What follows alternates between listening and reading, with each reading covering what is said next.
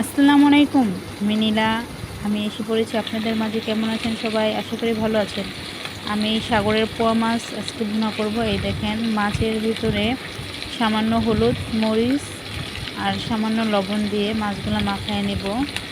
তো যারা ব্যাচেলার আছেন তাদের জন্য কিন্তু এটা খুব ভালো একটা রান্নার। এই দেখেন, আমার তাওয়াটা দিয়ে দিলাম চুলার ভিতরে। তো এটা গরম হয়ে গেছে। এখানে আমি সামান্য তেল দিয়ে নিলাম।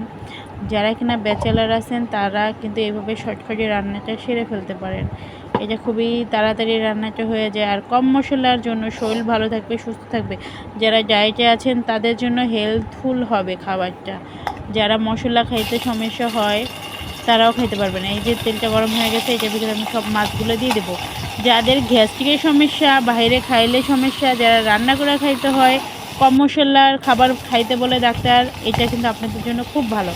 এই দেখেন, আমার মাছটা এক পিঠ ভাজা হয়ে গেছে। আমি মাছ সবগুলো উল্টে নিব। তো কম মশলা দিয়ে খাইলে আপনার শরীর ভালো থাকবে, সুস্থ থাকবে। সবসময় বেশি মশলা খাওয়া ঠিক না, কম মশলা খাবারটা খাওয়াটাই বেটার। আজকের রান্নাটা কিন্তু একদম মশলা নাই বললেই চলে। জাস্ট পেঁয়াজ, হলুদ, মরিচ, লবণ, এতটুকুই আমার মাছ ভুনা হয়ে যাবে। আর পোয়া মাছে যত মশলা কম দেওয়া যায় ততই ভালো। এটা সাগরের পোয়া মাছ। এই দেখেন, আমার দোনো পিঠ ভাজা হয়ে গেছে। মাছগুলো আমি উঠিয়ে নিব। তো যারা স্টুডেন্ট আছেন, যারা রান্না করে খেতে হয়, তারা রান্না অনেকে জানেন না বা করতে ঝামেলা লাগে, বাটাবাটি, এই কাটাকাটি, তো এইটা কিন্তু আপনাদের জন্য খুব ভালো। যারা পোয়া মাছ পছন্দ করেন তারা তো জানেন এটা কতটা মজা। এখানে আমি সামান্য তেল দিয়ে নিব। যারা সারাদিন ডিউটি করে এসে রান্না করে খাইতে হয় তারা কিন্তু অবশ্যই ট্রাই করবেন, ঝটপটে হয়ে যাবে মাত্র 4 মিনিটে। এই দেখেন, আমাদের পেঁয়াজ কুচি আর সামান্য একটা দুইটা কাঁচামরিচ কুচি করা এখানে দেওয়া হইলো। তো পেস্টটা মানে মাছ অনুযায়ী একটু বেশি লাগে, কেননা ভুনা যেহেতু। আর যেহেতু আপনি রান্নাটা শর্টকাটে হবে, তো পেস্ট একটু দেওয়ার চেষ্টা করবেন বেশি করে। এই যে আমাদের পেস্টগুলো ভাজা ভাজা হয়ে গেছে। তো এটা এখন আমি লবণ, এই যে সামান্য লবণ দিলাম, পরিমাণ মতো লবণ দিবেন। আর লবণের যদি বলি, তো মাছ যতটুকু আছে ওই পরিমাণে আমার হাফ চামচের কমই লবণ লাগছে। তো হাফ চামচের মতো হলুদ, মরিচ দিয়ে দিলাম। হলুদ সামান্য অল্প একটু কালারের জন্য, তো বেশি দিলে আবার তিতা হয়ে যাবে, খেতে পারবেন না, গন্ধ হয়ে যাবে। সামান্য তেল দিয়ে, পানি দিয়ে এটা কষাই নিব। পানিটা দিতে হয় এই জন্য যেন শুকনা মশলাগুলো না পুড়ে যায়।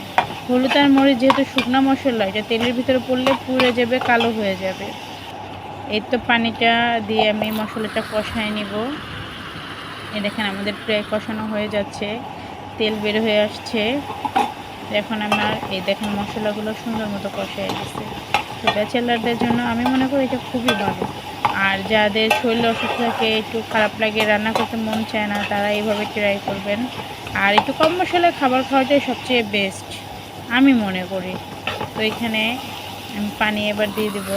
দেখেন, আমার ভাজা হয়ে গেছে, তেলগুলো উঠে গেছে। এই পর্যায়ে পানিটা দিয়ে দেবেন। আর পানিটা খুবই কম পরিমাণে দিবেন। আমি এইখানে আধা গ্লাসের মতো দিছি, কেননা আমার মাছ কিন্তু খুবই অল্প। আমি মনে করি 2-3 জনের জন্য হয়ে যাবে। তো এই যে 2 জন মানুষ খুব সুন্দর করে এই মাছগুলো খাইতে পারবো। আর ব্যাচেলারদের কথা আর কি বলবো, তারা সারাদিন অনেক কষ্ট করে, রান্না করতেও ভাল লাগে না। আর ভালো খাবার তো সবারই খাইতে ভাল লাগে। তো সাগরের মাছ খাইলে আয়রন, ক্যালসিয়াম, মানে কতটা উপকার সেটা আপনারা জানেন না, হলে নেটে সার্চ দিবেন, পেয়ে যাবেন। আমি এত কথা না বলি, মশলার সাথে দেখেন পানির সাথে হয়ে গেছে। এই দেখেন রান্না হয়ে গেছে। আমি ধইনা পাতা দিয়েছিলাম, ভিডিও করতে ভুলে গেছি। Tata, bye bye.